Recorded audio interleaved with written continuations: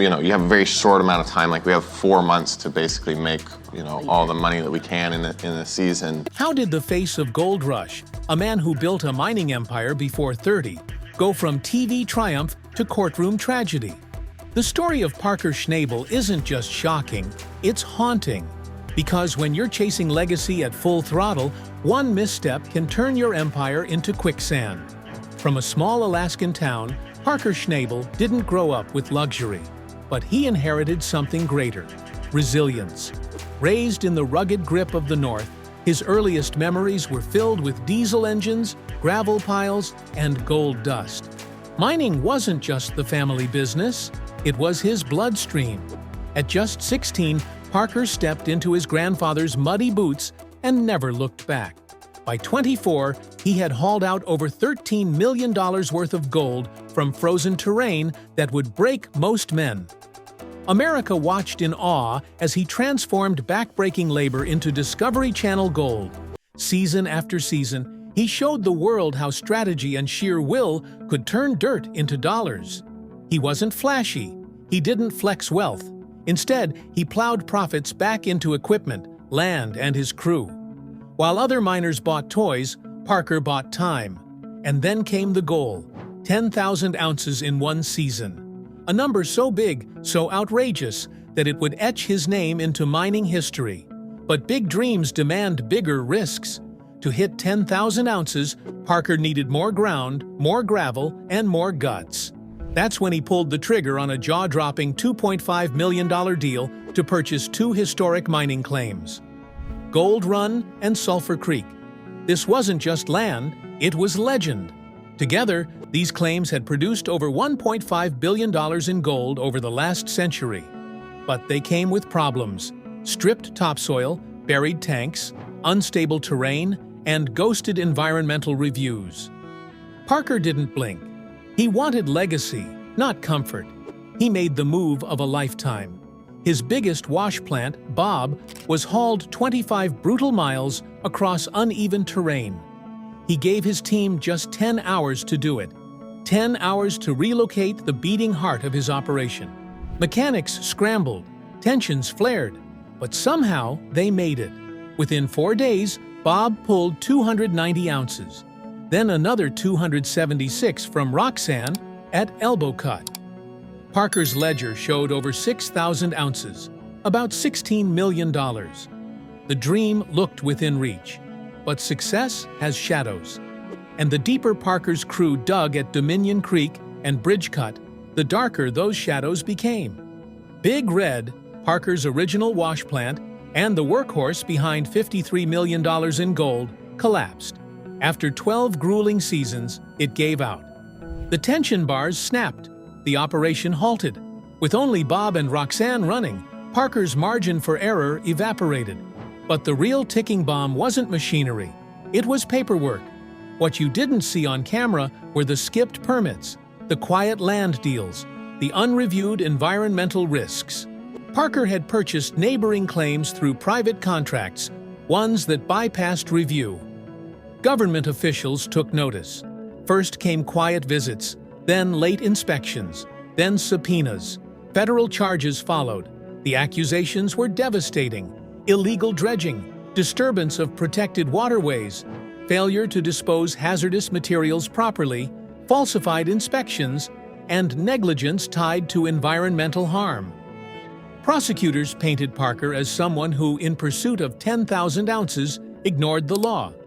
They presented 68 violations, $3.1 million in unauthorized alterations, contaminated soil, and over 8,000 gallons of missing hydraulic fluid. The defense argued subcontractor error, paperwork backlog, miscommunication. But then emails surfaced. One message from Parker to his crew said, "Push through. Don't let the agencies slow you down." That email lit the fuse, and then came the dagger. A crew member who had left mid-season testified that Parker had been warned, repeatedly, and kept going. The court didn't just see recklessness, they saw intent. The judge ruled that Parker's operation inflicted maximum environmental harm. The sentence? Life imprisonment. No parole, no appeal. The mining world stood still, but something didn't add up. There was no mugshot, no courtroom footage, no press statement, no arrest video. Parker simply vanished. Rumors swirled. Some said he was negotiating a behind-the-scenes restitution deal. Others claimed protective custody. Some whispered of gag orders. The silence spoke louder than 1,000 headlines. Parker Schnabel didn't live like a millionaire. He didn't own a mansion. He didn't collect watches. He once said he preferred sleeping on a friend's couch in LA over hotel penthouses. At the peak of his success, he used his money to take his dad on hunting trips, gift World Series tickets to his crew, and fund weekend Vegas getaways. It was never about the wealth. It was about the experience.